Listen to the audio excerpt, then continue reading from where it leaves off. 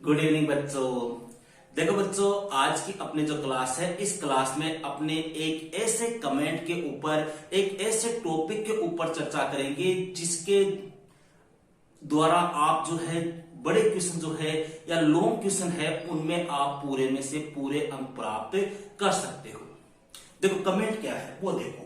Comment आता है बच्चों का कि सर जो अपने बोर्ड एग्जाम में जो बड़े क्वेश्चन आते हैं, चाहे हिस्ट्री हो या पॉलिटिकल हो या जियोग्राफी हो, ठीक है, कोई भी सब्जेक्ट हो, इनमें जो सर जो बड़े क्वेश्चन आते हैं, लॉन्ग क्वेश्चन आते हैं, जो 4-4 अंक के 5-5 अंक के अपने हिस्ट्री पॉलिटिकल में पूछे जाते हैं, कि सर उनके आंसर जो है हम किस प्रकार से दे कि हमें अधिक से अधिक अंक प्राप्त हो। देखो आपने कई बार देखा होगा कि अपने जो बड़े क्वेश्चन होते हैं, जैसे अपने स्कूल में प्री बोर्ड भी चल रहे हैं, ठीक है, तो प्री बोर्ड में भी आपने देखा होगा कि जो बड़े क्वेश्चन होते हैं, जैसे मान लो 4 नंबर का कोई क्वेश्चन है, अपने टीचर आपको उसमें 3 नंबर, 3.25 नंबर, 3.5 ही देता है, 4 में से 4 नहीं देता।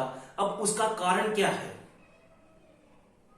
उसका कारण है भैया आपके आंसर देने का तरीका, आपके लेखन का तरीका, आपके लिखने का तरीका, आपकी राइटिंग, आपने किस प्रकार से इस क्वेश्चन को सोल्व किया है, वो सब कुछ डिपेंड करता है। अब देखो यहां पर मैं आपको एक ऐसा तरीका बताऊंगा कि जिसके द्वारा आप पूरे में से, जैसे मान लो 4 नंबर का क्वेश्चन है, तो आप 4 में से 4 जो है वो आराम से प्राप्त कर सकते हो। वो भी मैं आपको एक उदाहरण देकर समझाऊंगा, ठीक है। एक क्वेश्चन के साथ में अपने चर्चा करेंगे कि किस प्रकार से आपको बड़े क्वेश्चन के आंसर लिखने हैं। लेकिन उससे पहले मैं यहां पर थोड़ा सा मैं आपको एक छोटी सी बात बता रहा हूं। देखो अपने एग्जाम में 2 तरह के क्वेश्चन होते हैं।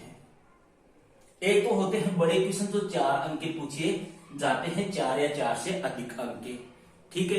एक होते हैं छोटे क्वेश्चन जो 1 नंबर के, 2 नंबर के, 3 नंबर के, इस प्रकार के पूछे जाते हैं, ठीक है। ये आते हैं आपके लगभग 60 नंबर के लगभग, तो ये क्वेश्चन आते हैं आपके 55 से 60 के बीच में ये आते हैं, ठीक है। बड़े क्वेश्चन तो आपको पता है इतने आएंगे, आपके 3 या 4 क्वेश्चन आएंगे, ठीक है। तो 3-4 क्वेश्चन का आपने निकाले रेसा, तो मान लो 20 नंबर निकाल दो। अब 80 में से 20 गए, कितने नंबर बचे भैया? 60 नंबर, ठीक है। देखो थोड़ा सा समझने की कोशिश करना, थोड़ा सा इस बात पे जोर देना कि सर क्या कह रहे हैं, बचे कितने? 60 नंबर। अब यहां पर मैं आपको यह कहना चाह रहा हूं कि आपको जो ज्यादा फोकस करना है वो किसके ऊपर करना है? इनके ऊपर करना है।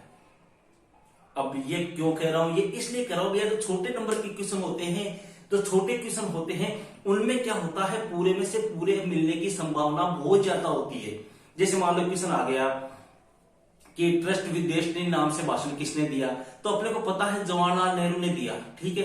अब आप जवाहरलाल नेहरू लिख दोगे ना, तो वो आपको पूरे में से पूरे नंबर देगा। क्यों? क्योंकि बस क्वेश्चन इतना ही है, आंसर इसका इतना ही है, समझ रहे हो आप। तो यहां पर अपने को ज्यादा फोकस किसके ऊपर करना है? छोटे क्वेश्चनों के ऊपर करना है। हालांकि मैं ये नहीं कह रहा कि बड़े क्वेश्चन नहीं करने, बड़े क्वेश्चन भी करने हैं, और बड़े आप ज्यादा क्वेश्चन याद नहीं कर सकते तो कम से कम वो क्वेश्चन जरूर से याद करें ना जो मैंने आपको मोस्ट बताए हैं, आपका उन्हीं में काम हो जाएगा। देखो मैंने सभी आपके हिस्ट्री हो, पॉलिटिकल हो, इनमें छोटे क्वेश्चन भी बता दिए, बड़े क्वेश्चन भी बता दिए, सब कुछ मैं आपको करा चुका हूं। बस इतिहास का 1-2 वीडियो अपने मैप के और बताने हैं, इसके अलावा सब कुछ मैं आपको क्लियर करा चुका हूं, ठीक है। अब बात करते हैं अपने इस कमेंट की कि सर हम निबंधात्मक प्रश्न या जो लॉन्ग क्वेश्चन है उनका उत्तर किस प्रकार से दे कि हमारे पूरे में से पूरे नंबर आ जाए। देखो इसके लिए अपने जैसे मान लो एक क्वेश्चन लेते हैं। क्वेश्चन है भैया अपने, जैसे क्वेश्चन आ गया भारत का विभाजन कब हुआ, ठीक है। भारत का विभाजन कब हुआ? भारत विभाजन के कोई 4 परिणाम बताइए। ये नहीं, इस प्रकार का क्वेश्चन आ गया। अब ये क्वेश्चन है आपके कितने नंबर का? 4 नंबर का। अब बात आती है कि गुरुजी एक 4 किया लेवा, उत्तर किया देवा। तो देखो सबसे पहले आपको क्या करना है, मैं लिखने का एक तरीका बता रहा हूं भैया। जैसे मान लो ये आपकी कॉपी हो गई, सपोज कर लो, दिख रहा आपको सबको, ये आपकी जैसे मान लो बोर्ड की कॉपी है। अब इसमें आपको आंसर देना है, तो सबसे पहले तो आपको इधर यहां पर क्वेश्चन का नंबर लगाना है। जैसे मान लो ये कौन सा है आपका, पहला या दूसरा, जो भी मान लो प्रश्न है, ठीक है। इसमें क्या पूछा है अगले ने, भारत का विभाजन कब हुआ, तो सबसे पहले तो आप लिखो उत्तर लिख के यहां पे कि भारत का विभाजन 14-15 अगस्त की मध्य रात्रि को अपने भारत का क्या हुआ, या ब्रिटिश इंडिया का क्या हुआ, विभाजन हुआ। ठीक है, ये आपने लाइन लिखी, मान लो यहां आपकी ये लाइन पूरी हो गई, इस लाइन को आपको खाली छोड़ना है, कोई दिक्कत नहीं है। यहां पर इस लाइन को खाली छोड़ दो। फिर यहां पर आगे क्या पूछा है इसने, भारत विभाजन के परिणाम पूछे हैं। तो यहां पर आपकी ये हो गया पूरा यहां तक कि 14-15 अगस्त की मध्य रात्रि को ब्रिटिश इंडिया का विभाजन हो गया। ठीक है, दो देश बने अपने, भारत और पाकिस्तान। अब आपको पूछा है इसके परिणाम बताओ, तो इस लाइन को खाली छोड़ना है। यहां पर आपको हेडिंग लगानी है, भारत विभाजन के प्रमुख परिणाम निम्नलिखित है। ठीक है, फिर यहां पर आपको नंबर 1 पहला परिणाम क्या है, जैसे मान लो यहां पर अपने लिख लेते हैं इसको। अब पहला परिणाम इस प्रकार से आपको नंबर 1 लगाना है। पहला परिणाम क्या है भैया, पहला परिणाम है, जैसे मान लो हेडिंग लगाओ, पहले परिणाम के लिए पॉइंट बना के करना है, घर बार छोड़ने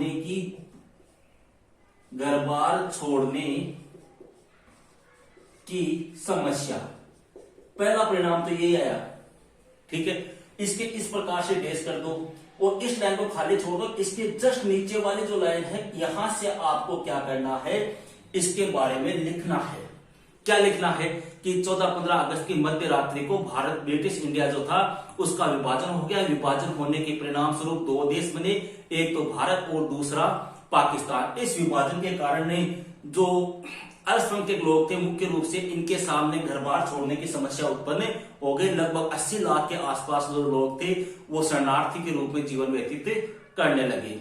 इधर के लोग उधर, उधर के लोग इधर, ये आपको सब कुछ बताया हुआ है मेरा। ठीक है, तो यहां पर मैं आपको तरीका बता रहा हूं, ज्यादा आंसर के ऊपर अपने चर्चा नहीं करेंगे। इस प्रकार से आपने इसको कर दिया। ये जो हेडिंग है, ये हेडिंग आप चाहो तो ब्लैक पेन से लगा सकते हो। ठीक है, अगर ब्लैक पेन से नहीं लगा रहे हो तो इस हेडिंग को थोड़ा सा आप इस प्रकार से अंडरलाइन कर दो इसको, ताकि ये थोड़ा सा अलग से दिख सके अगले को। ठीक है, अब यहां पर आपने जो मैंने बताया वो लिख दिया। ठीक है, यहां मान लो आपका पूरा हो गया। फिर इसके बाद में एक लाइन छोड़ो, फिर दूसरा पॉइंट लिखो, हिंसक अलगाव हुआ। हिंसक अलगाव कि जो, अब इसके अंदर वही सिस्टम लगाओ, डेश, और इसके जस्ट नीचे वाले लाइन में यहां से लिखना स्टार्ट करो, इसको भी अंडरलाइन कर दो। 2 नंबर लगा दिए। ठीक है, आपको मान लो 4 परिणाम पूछते, दूसरा लिख दो कि भारत का जो विभाजन हुआ था उस विभाजन के परिणाम स्वरूप जो है वो दोनों ही तरफ जो है वो भयंकर हिंसा हुई। हिंसा के साथ में जो है वो अलग अलग हुए, लगभग 5 से 10 लाख के आसपास जो है वो बड़ी संख्या में लोग मारे गए। इस प्रकार से इसको कर दो। फिर एक लाइन खाली छोड़ो। फिर तीसरा पॉइंट लिखो आप, जैसे भौतिक संपत्ति का बंटवारा, कि ब्रिटिश इंडिया के विभाजन के समय जो अपने जितनी भी संपत्ति थी, एक छोटी से छोटी पिन से लेकर बड़ी से बड़ी टेबल, टाइपराइटर, टेलीविजन, कंप्यूटर, जो भी मान लो XYZ, ठीक है, उन सभी का जो है वो बराबर क्या हुआ, बंटवारा हुआ। इस प्रकार से तीसरा पॉइंट कर दो। फिर चौथा पॉइंट कर दो कि महिलाओं और बच्चों पर अत्याचार हुए। ये जो महिलाएं थी, बच्चे थे, उनको अगवा कर लिया गया, उनके साथ में, महिलाओं के साथ में रेप जैसी घटनाएं हुई। ठीक है, उनको जबरदस्ती उनका धर्म बदला गया, बेचा गया, खरीदा गया, इस प्रकार का वो कर दो। ठीक है, 4 पॉइंट पूछे, अगले ने 4 पॉइंट लिख दिए। फिर आप नीचे लिखो कि उपरोक्त सभी जो है वो भारत विभाजन के परिणाम है। ये लाइन नीचे लिख दो। शब्द सीमा का ध्यान रखना है बड़े क्वेश्चन में। शब्द सीमा जैसे मान लो आपको 250 शब्द के आसपास उत्तर देने पड़ते, तो 250 शब्द का मतलब हो गया कम से कम आपको कितने पेज पढ़ने हैं, कम से कम 2 पेज में आपका आंसर होना चाहिए। ठीक है, तो इस प्रकार का तरीका अगर आप फॉलो करते हो, अगर आपकी राइटिंग ठीक है और अगर ये तरीका आप फॉलो कर रहे हो, तो आपको ज्यादा से ज्यादा जो है वो पूरे में से पूरे अंक मिलने की क्या हो जाएगी, संभावना हो जाएगी। अगला आपकी राइटिंग, आपके लिखने का तरीका अगर अच्छा हुआ, इस प्रकार का जो मैंने बताया है, तो अगला आपको 4 में से 4 नंबर जो है वो आसानी से दे देगा। समझ लो। अब इसके अलावा भी अगर आपके किसी प्रकार का कोई कमेंट हो, कोई एग्जाम से संबंधित कोई बिंदु हो, कोई हिस्ट्री पॉलिटिकल में कोई समस्या आ रही हो, तो आप मुझे कमेंट कर सकते हो। उसका सोल्यूशन भी नेक्स्ट वीडियो में करा दिया जाएगा। ओके भैया, तो मिलते हैं नेक्स्ट वीडियो में नेक्स्ट टॉपिक के साथ। That's all.